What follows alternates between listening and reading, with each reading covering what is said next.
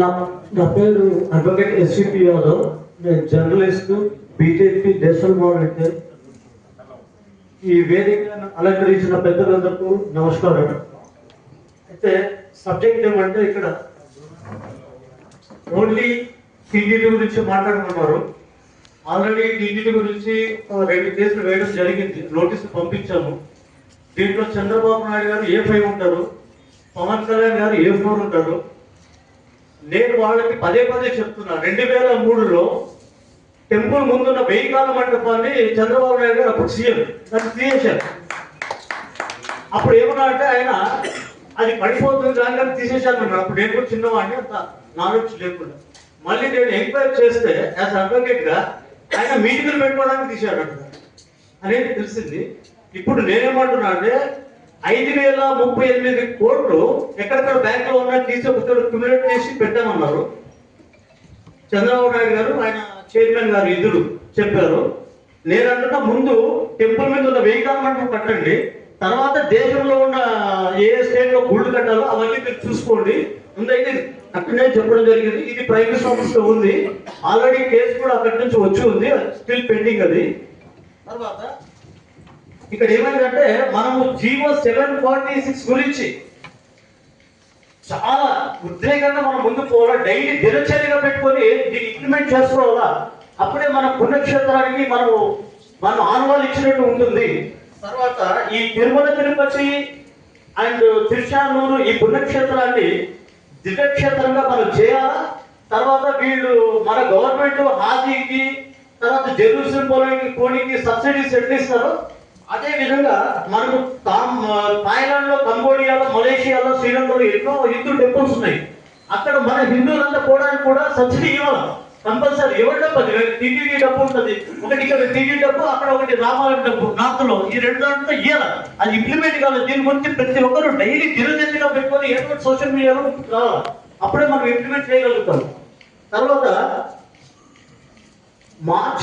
ఈ సంవత్సరం మార్చిలో చంద్రబాబు నాయుడు గారికి, ఈఓ గారికి, అప్పుడు శ్యామలారావు వీళ్ళందరికీ నోటీస్ పంపిన తర్వాత వాళ్ళ స్టాండింగ్ కౌన్సిల్ రవికుమార్ అని అడ్వకేట్, ఆయన నాకు నోటీస్ పంపిండు, నువ్వు అన్ని అబద్ధాలు చెప్తున్నావు.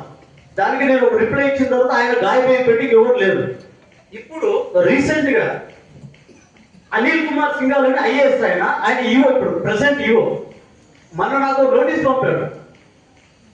ముంతాజ్ హోటల్ కట్టదని చెప్పి అది స్టాప్ చేయించింది వేరే లీగల్ గా. ప్రైమ్ మినిస్టర్ గారితో మాట్లాడి అవంతా చేసి హోమ్ మినిస్టర్ గారు కూడా సపోర్ట్ చేశారు. మళ్ళీ ఆయన తిరుమల కొద్ది బాధపడకుండా నేను అది చేయను అది ఇది అని చెప్పడం వెళ్ళిపోవడం జరిగింది. బట్ ఇప్పుడు ఏం చేస్తున్నా అంటే ఏదైతే 508 జీవో నెంబర్ ఉందో ఆ జీవో నెంబర్ అలిపిరి దగ్గర ఉన్న ఆ వెంకటేశ్వర ల్యాండ్ అంతా కూడా ఏపీ టూరిజం కి బదలాయించి ఏపీ టూరిజం నుంచి మళ్ళీ అదే ల్యాండ్ వీళ్ళు వేరే చోట తీసుకున్నట్టు. అంత అవసరం ఏముందంటే ఆగమ శాస్త్రంలో ఉందా ట్రాన్స్ఫర్ చేయమని? ఎక్కడ వెంకటేశ్వర ల్యాండ్ ట్రాన్స్ఫర్ చేయమని ఉందా ఆగమ శాస్త్రంలో? వీళ్ళంతా ఎవరండి? ఇప్పుడు అక్కడ ఉన్న బోర్డు కూడా 2 years ఉంటుంది. వాళ్ళ వర్కర్ సెక్యూరిటీకి మనం పెట్టుకున్నాం. ఎవరు ఈ బిఆర్ నాయుడు వీళ్ళందరూ కూడా ఈ బోర్డు అనేది టీడీ బోర్డు అనేది 2 years వర్క్ చేస్తారు. వాళ్ళు అక్కడ సేఫ్టీ సెక్యూరిటీ చేయాలి. వాళ్ళు ఏం చేయాలంటే ఇంకా ఎక్కడైనా వెంకటేశ్వర ల్యాండ్ ఉన్న టెంపుల్స్ ఉన్న అవన్నీ తీసుకొచ్చి వెంకటేశ్వర పాదాల దగ్గర పెట్టాలి. అట్లా లేకుండా మేము అది చేసుకుంటాం ఇది ఒప్పుకుంటాం, ఇవే నడుస్తున్నాయి తిరుమలలో.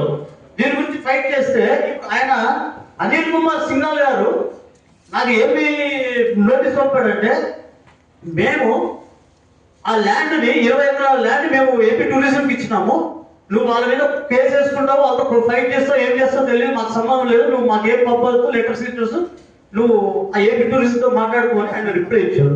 దానికి ఒక తయారు చేసి పెట్టాను. ఇప్పుడు త్వరలో ఆయన కూడా ఒక రిప్లై ఇచ్చేసి మళ్ళీ అది కూడా కోర్టులో కేసు వేయాల్సి ఉంటుంది. ఇవన్నీ కూడా కొంచెం కష్టతరమైన విషయాలు. బయట మనం జనరల్ గా మాట్లాడేది వేరే ఉంటుంది, లీగల్ పాయింట్స్ లో కోర్టుకి పోయి వేరే ఉంటుంది. ప్రతి ఒక్కటి ఎవిడెన్సెస్ కావాలి కోర్టుకి. ఎవిడెన్స్ లేకపోతే అది డిస్మిస్ అయితే ఈ విధంగా ఉంటుంది సార్. ఇవన్నీ కూడా మనం చేసుకోవాలా. ఓకే, ఇంకా తర్వాత వైకుంఠ ఏకాదశి అనేది 24 గంటలు మాత్రమే ఉంటుంది సార్ టెక్నికల్ గా. అయితే మన వాళ్ళు పంచతంత్ర ఆగమ శాస్త్రాన్ని పెట్టుకొని 10 రోజులు చేస్తున్నారు. అది ఎంతవరకు అది కరెక్ట్ కాదు. కంపల్సరీ 24 గంటల లోపల వైకుంఠ ఏకాదశి అనేది జరిగిపోవాలా. ఆ తర్వాత ఆ తలుపులు మూసుకోవాలనేది ఆగమ శాస్త్రం ప్రకారం ఉంది.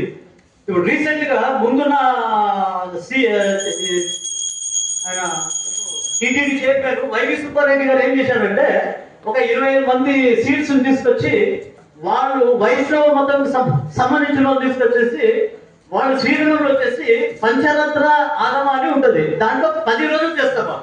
దాన్ని ఇక్కడ తెచ్చి పెట్టి కోర్టులో వేసి ఒక వ్యక్తి ఆల్రెడీ కోర్టులో వేస్తే ఆయన ఓడిపోయాడు. ఏమంటే ఒక 20 మందిని తీసుకొచ్చి సామాన్ తీసుకొచ్చి వాళ్ళతో లెటర్స్ తీసుకొని ఆడపై కోర్టులో పెట్టి గెలిచాడు. అయితే ఈ వేసిన వ్యక్తికి కంప్లైంట్ ఎవరున్నారో ఆయనకి ఎవరు మద్దతు ఇవ్వలేదు, మన వాళ్ళు ఎవరు మద్దతు ఇవ్వలేదు, ఆయన ఓడిపోయాడు. ఇప్పుడు నేను మళ్ళీ దాన్ని బయటకు తీశాను, బయటకు తీసి చెప్పాను, ప్రైమ్ మినిస్టర్ గారు కూడా తెలియజేశాను. వారు కూడా మన సీరియస్ గా వార్నింగ్ ఇవ్వడం జరిగింది చంద్రబాబు నాయుడు గారికి. ఏదో ఒక రోజు ఇట్టే చంద్రబాబు నాయుడు గారు అతి చేస్తే వెంకటేశ్వర స్వామి దగ్గర పడుతుంది, ఎప్పుడు పడుతుందో పడుతుంది.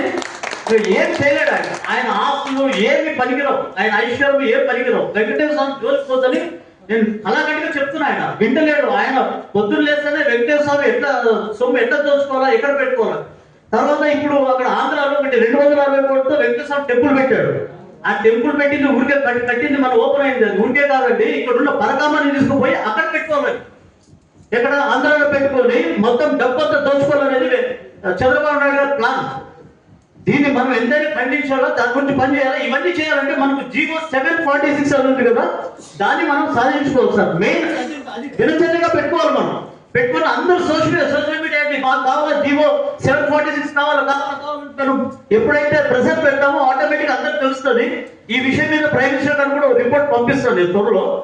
ఇది నాకు అవకాశం ఇచ్చిన పెద్దలందరికీ నమస్కారం. जय श्री राम। भारत माता की, भारत माता की।